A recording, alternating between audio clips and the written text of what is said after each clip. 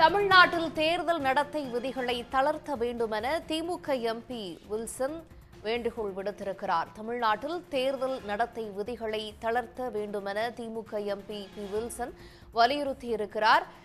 தமிழ்நாட்டில் மக்களவை தேர்தலுக்கான முதற்கட்ட வாக்குப்பதிவு நிறைவு பெற்றிருக்கிறது. இந்நிலையில் தமிழ்நாட்டில் முழுவதுமாக தேர்தல் முடிவுக்கு வந்ததால் நடைமுறைப்படுத்தப்பட்டிருக்கக்கூடிய தேர்தல் நடத்தை விதிமுறைகளை தளர்த்த வேண்டும் என திமுக எம்பி வில்சன் வலியுறுத்தியிருக்கிறார். 2024 நாடாளுமன்ற தேர்தலுக்கான வாக்குப்பதிவு தமிழ்நாடு உள்ளிட்ட சில மாநிலங்களில் நிறைவடைந்திருக்கிறது. இந்நிலையில் மக்கள் நல திட்டங்களை செயல்படுத்துதல், புதிய கொள்கைகளை வகுத்தல், ஆட்சேர்ப்பு உள்ளிட்ட பணிகளை தடையின்றி மேற்கொள்ள விதிகளை தளர்த்த வேண்டும் என வேண்டுகோள் விடுக்கப்பட்டிருக்கின்றது. தேர்தல் நடத்தை விதிகளை தளர்த்துவது குறித்து இந்திய தேர்தல் ஆணையம் பரிசீலிக்க வேண்டும் எனவும் அவர் வலியுறுத்தியிருக்கிறார்.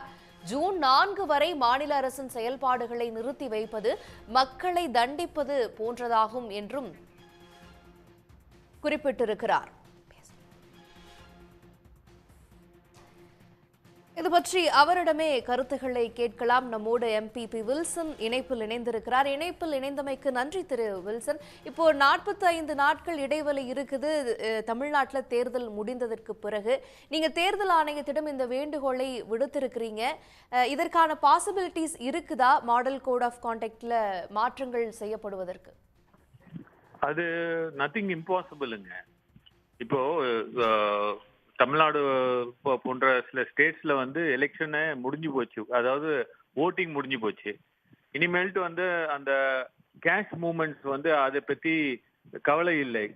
ஏன்னா அது பேலட் பாக்ஸ் எல்லாம் இந்த ரூம்ல வச்சுட்டாங்க, ஸ்ட்ராங் ரூம்ல வச்சுட்டாங்க, அங்கங்க பாதுகாப்போட இருக்கு. இப்போ இனிமேல்ட்டு இந்த மாடல் கோட் ஆஃப் கான்டக்ட் தேவையா? ஏன்னா இப்போ அந்த 50,000 ருபீஸ்க்கு மேல நீங்க கேரி பண்ண முடியாத ஒரு பெரிய விஷயமா இருக்கு.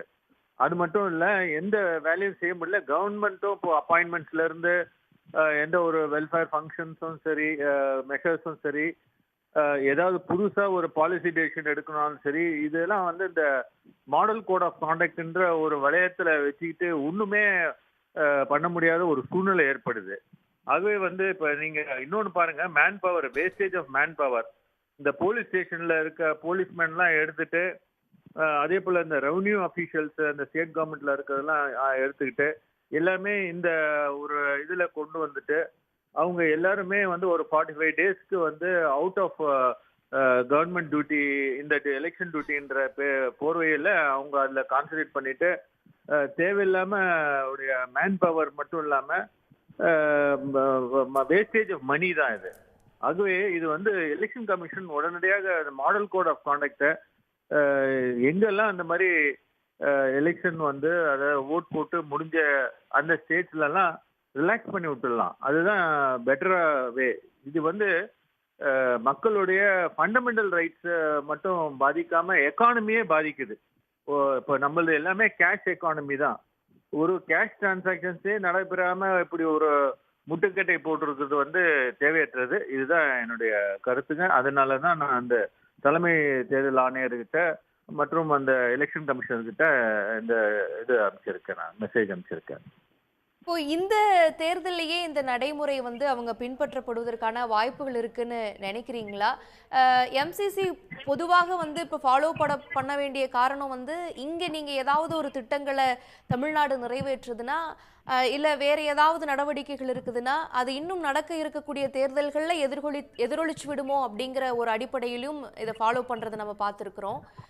இதை தேர்தல் ஆணையம் பரிசீலிக்கும்னு நினைக்கிறீங்களா? நிச்சயமா பரிசீலிக்கணும். இது they should be aware of the problems faced by the people. மக்களுக்காக தாங்க இந்த எலெக்ஷன்ஸே. மக்களே அவதிப்படும் போது அதோட வேற என்ன வேணும் அவங்களுக்கு சொல்லுங்க. நீங்க இந்த கேஷ் மூவ்மெண்ட்ஸ் எல்லாம் at the time of elections இருக்கக்கூடாது நினைக்கிறாங்க. அதுக்காக ரெஸ்ட்ரிக்ட் பண்றாங்க. அதுக்காக மாடல் கோட் ஆஃப் கான்டக்ட் எல்லாம் கொண்டு வந்திருக்கீங்க. சரி, ஓரளவுக்கு நீங்க உங்களால கட்டுப்படுத்த முடிஞ்சது. எலெக்ஷனும் முடிஞ்சு போச்சு, ஓட்டிங்லாம் ஓவர். இனிமேல்ட்டு என்ன பயம்? கவுண்டிங் தானுங்களே. இந்த கவுண்டிங்க்கு நீங்க ஸ்டேட் பார்டரை விட்டு தாண்டும் போது எந்த ஸ்டேட்ல எலெக்ஷன் நடக்குது அந்த ஸ்டேட் டு ஸ்டேட் பார்டரை தாண்டுற இடத்துல நீங்க வந்து கேஷ் செக்கிங் வச்சுக்கிட்டு அங்க ப்ரோஹிபிட் பண்ணீங்கன்னா அது நம்ம அதை எடுத்துக்கலாம். பட் தேவையில்லாம இங்க தமிழ்நாடுக்குள்ள அந்த மாதிரி பண்ணக்கூடாதுன்னு சொன்னா எவ்வளோ எஃபெக்ட் ஆகுதுங்க. நீங்க இமேஜின் பண்ணுங்க, ஒரு 1.5 months 2 months நியர்லி 2 months எல்லா டிரான்சாக்ஷனும் கமிங் டு ஸ்டாண்ட் ஸ்டில்னா அப்ப என்ன ஆகுறது சொல்லுங்க. ஸோ அதனால இது தேவையற்றது. மக்களுக்கு வந்து ரொம்ப மக்களுக்கு பயனுள்ளதாக இருக்கலாம் அப்படின்னு இவங்க நினைக்கிறாங்க. ஆனா உண்மையிலே பயனுள்ளதாக இல்லை.